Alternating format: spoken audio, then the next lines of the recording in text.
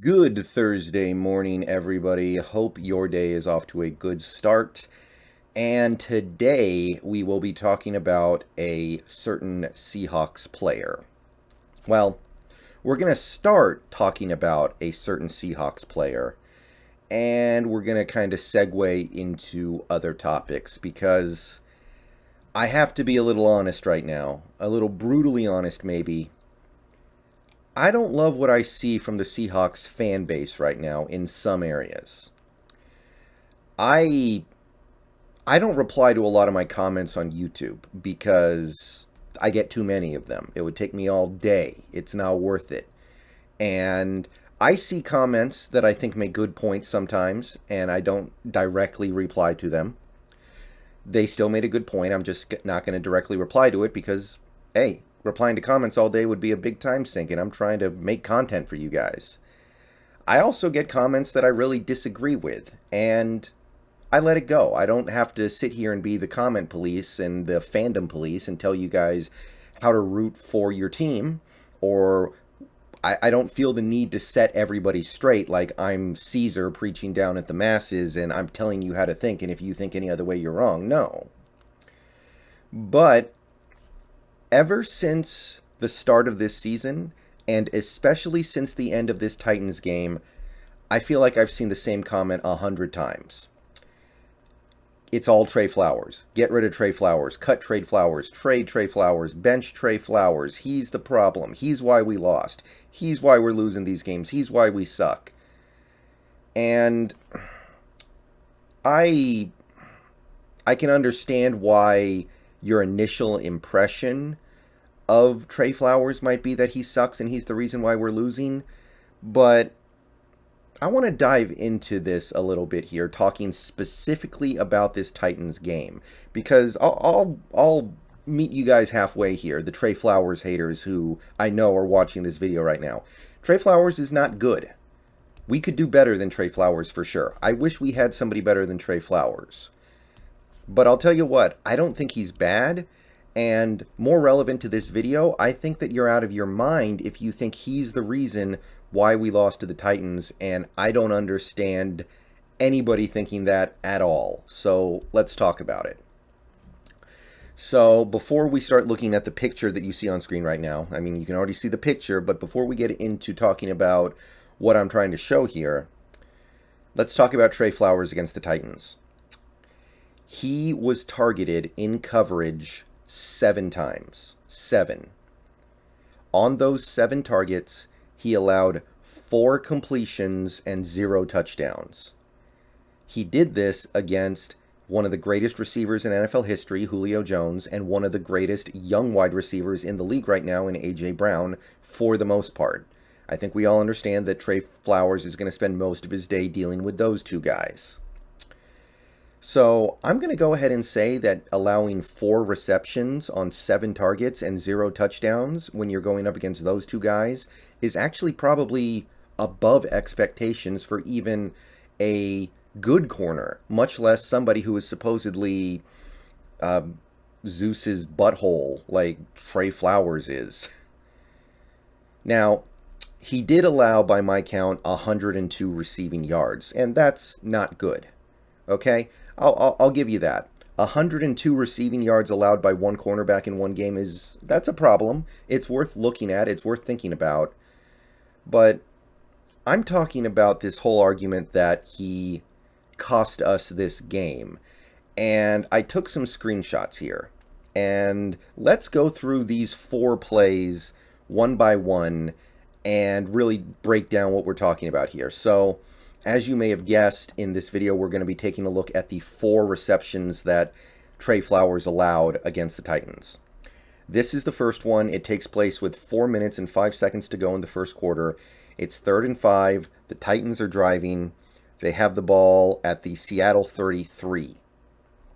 Okay. Third and 5, 33-yard line. Ryan Tannehill finds Julio Jones for a 17-yard catch to move the sticks. And you can see Tre Flowers in coverage here. Now, I would argue that the coverage is not that bad. And when you're playing against somebody like Julio Jones, it's all you can do to just try to keep up.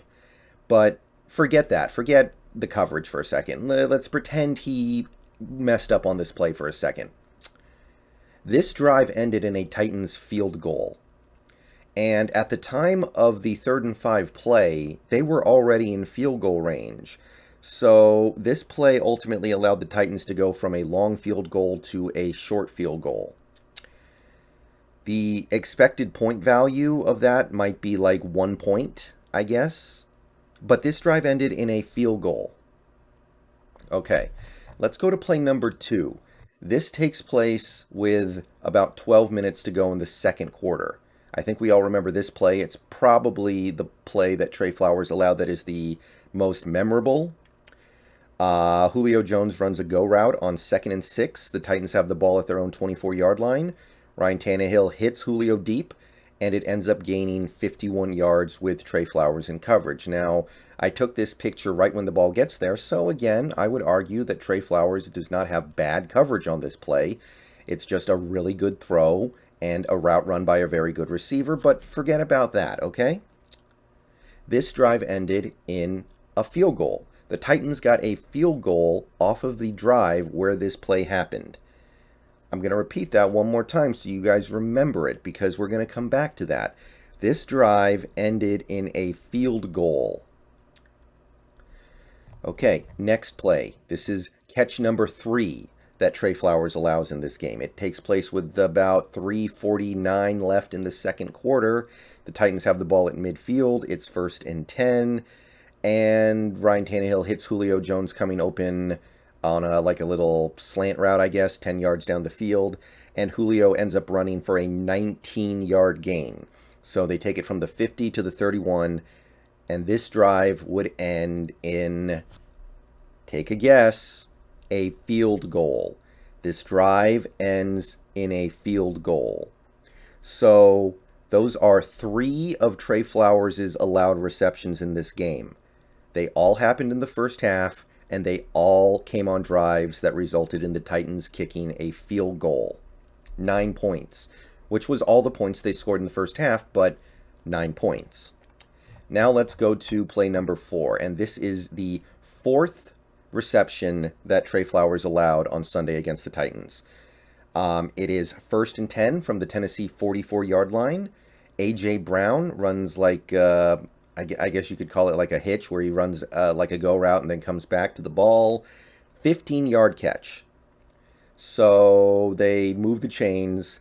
Now, this drive ends in a touchdown. It does. So on the 4 drives where Tre Flowers allowed a catch of some sort, the Titans scored 16 points. 3 field goals, 1 touchdown. Now, remember this picture well, because this picture is a picture of the final reception that Tre Flowers will allow in coverage this entire game. He does not allow another catch the rest of the game, meaning that he doesn't allow a catch on any of the Titans' last 2 touchdown drives. He doesn't allow a reception on the overtime game winning drive. He doesn't allow one on the missed field goal drive or the failed 4th down drive. So I ask, where did the Seahawks lose this game? Did they lose this game in the first half when the Titans scored 9 points? Their prolific, high-flying, talented offense put up all of 9 points. Did they lose it in the first 5 minutes of the third quarter when, yeah, the Titans finally drove down for a touchdown to get back in the game when it looked like we were about to pull away? But this isn't even the biggest play the Titans had on this drive. I mean, I think this was the drive where Jordan Brooks picked up the dumb personal foul call that gave them an extra 15 yards on top of the 15 the play already had. So, didn't we lose this game on the 2 fourth quarter touchdown drives? Didn't we lose this game because the offense couldn't pick up a first down in the 4th quarter? Didn't we lose because we completely fell apart in overtime? Yeah, Tre Flowers wasn't allowing any catches during any of that. He does not allow a single reception for the last 30 minutes plus of this game. And we're going to act like he's the problem here? Now, I'll bring up 2 things that I know some people in the comments are probably going to do. So I'm going to go ahead and preempt you guys a little bit. Yes, Tre Flowers did have responsibility on Derrick Henry's 60-yard touchdown run. He could have tackled him, and he didn't. But if we are going to sit around and act like we need to cut a cornerback because he didn't tackle the best running back in the league, then I think we need to reevaluate our lives, people. He's Derrick Henry. Cornerbacks don't tackle him very often. He's probably the best running back in the league.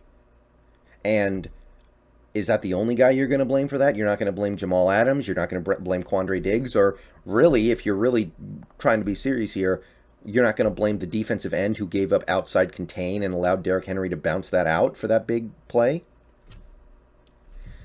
Yeah, I'll give you that. But if you're saying that Tre Flowers is the only guy to blame, or even a guy who needs most of the blame there, I think you're crazy. I'll give him a little bit of the blame, but it's Derrick Henry.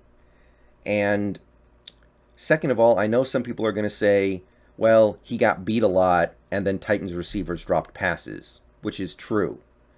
But don't you dare try to tell me we lost this game because the Titans receivers dropped passes. Don't you dare try to tell me that it's Tre Flowers' fault we lost this game because he gave up plays where the Titans receivers couldn't catch the ball anyway. Don't even try that with me, okay? So, yeah. I do not understand why people are trying to hunt down Tre Flowers after this game of all games. Yes, he gave up yards, but almost everything he gave up in this game was in the first half on a drive where the Titans kicked field goals. Now, you can argue that they wouldn't have gotten one or two of those field goals if he didn't give up those plays. But this is Tre Flowers we're dealing with here against Julio Jones and A.J. Brown. He's going to give up some stuff. If you as a fan really want to blame a player right now, then I can think of so many better candidates than Tre Flowers. Maybe you could blame the pass rushers for not getting a lot of pressure on Tannehill despite playing backups on that offensive line for a good chunk of that game. I might start there. You could blame Russell Wilson for some shoddy decision-making in the fourth quarter when the offense completely lost their way, where on our last 4 drives, we couldn't make but a single first down, and that first down came on the garbage drive at the end of regulation. 3 and out, 1 first down, 3 and out, with the game on the line.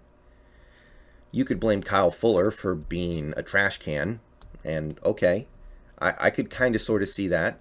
You could probably blame a couple other guys as well, but honestly, this energy that I see being directed towards these players like Tre Flowers, and even some of the guys I just mentioned, just feels so wasted. I want to see that energy directed at the coaching staff. Carroll and Norton, they put together that game plan that involved giving the Titans free completions over the middle for 5 to 10 yards on every play on the game-tying drive. You can't tell me the players decided it would be a good idea to just give up free catches to Henry and McNichols. That's a coaching thing. Norton and Carroll. Maybe you can blame Shane Waldron for putting together a game plan that didn't hit that Titans defense hard enough, which is not a good defense, and didn't utilize tight ends, and couldn't generate easy completions for Wilson at the end of the game. Although, I'll say it again, Waldron's young. He's got to learn. We got to give him some time. I totally understand that, and I stand by all that. You want to blame Schneider for assembling this roster where we're depending on guys like Kyle Fuller and whoever it is on this team that you don't like. I'll be perfectly honest. If you want my take, the only player on this team that I think can justifiably be the target of your anger as a fan is DK Metcalf. And DK Metcalf can be somebody you target your anger at only because of what he's doing outside of football. In terms of playing football, I think DK's done fine through 2 games. But DK is doing things that have nothing to do with football that are a problem. I would understand getting mad at him specifically because that stuff has nothing to do with how he's coached. That has nothing to do with football. That just has to do with him needing to mature a little bit. But, guys, who put this team together? Let's pretend for a second that Tre Flowers is as bad as you guys think he is. And I don't think that he is. He gave up. And you know what? Let's pretend that Tre Flowers was the reason why we lost to the Titans. Even though he clearly wasn't, I think. I think that's very clear here. Let's pretend that he was. Why not get mad at Schneider and Carroll, who have had Tre Flowers for now 4 years and can't do better than him, despite knowing that he is a 5th-round pick who converted from safety out of college? Okay? Who's putting him in that position? It's not him. He didn't point a gun at somebody on the team and say, hey, start me at outside cornerback or else I'm going to shoot somebody. No. He came in like every other player came to the Seahawks. He tried out. He showed what he could do in practice and training camp and games. And the team, the front office in charge of decision making with this roster, decided, hey, that guy should be our starter. Why not get mad at them? Tre Flowers is doing the best that he can do. Even if the best that he could do was terrible, then I don't know why we're getting mad at a player. I got news for you guys. 5th-round picks who change positions when they come to the NFL are usually not any good. So if Tre Flowers wasn't any good, then it wouldn't be surprising. And honestly, the way he's getting paid, he would be getting reasonable value if he wasn't any good. But honestly, I think he's a little better than that. I think we're getting good value with Tre Flowers. And obviously, we as fans can't affect that much when it comes to the decision making on this team. I understand that. We're just fans. And the team doesn't have to listen to us. Jody Allen doesn't listen to us. Jody Allen doesn't listen to me. But I'm seeing a lot of misplaced blame right now. And I got so many cut Tre Flowers comments over the last 3 days. I just had to say something. Even if Tre Flowers is terrible, look at what you're paying him. Look at the resources you gave up to bring him into Seattle. What do you expect? Okay? Both of our starting corners this year, our starting outside corners this year are Tre Flowers, 5th-round pick, who played safety in college, and DJ Reed, who the Niners literally just threw away because they thought he was worthless. If those guys are as bad as some of you guys think that they are, then what do you expect? Like, that should be kind of the expectation. Get mad at the people who put them in positions to start. Get mad at the people who put them in the position to suck. And again, I'm going to stress this. I don't really think Tre Flowers sucked on Sunday. I don't understand where this is coming from. Even if he did suck, I don't see how anybody could argue that he's the reason why we lost. He had so little to do with us losing that game against the Titans on Sunday. So little. All the stuff that happened that caused us to lose that game happened when Tre Flowers was not giving up a single reception. All right, guys. Let me know what you think. I know you guys are going to anyway. I know you guys probably have some thoughts. I'm not saying Tre Flowers is good. And I'm not saying I have any problem with the idea of bringing in a guy like Sidney Jones to try to take his starting job. But don't you think that it's a little weird to say a cornerback who gave up 0 completions in the last 30-plus minutes of the game in a game where you blew in the 4th quarter in overtime? Don't you think that's a little silly to blame him? Let me know what you think. Go Hawks.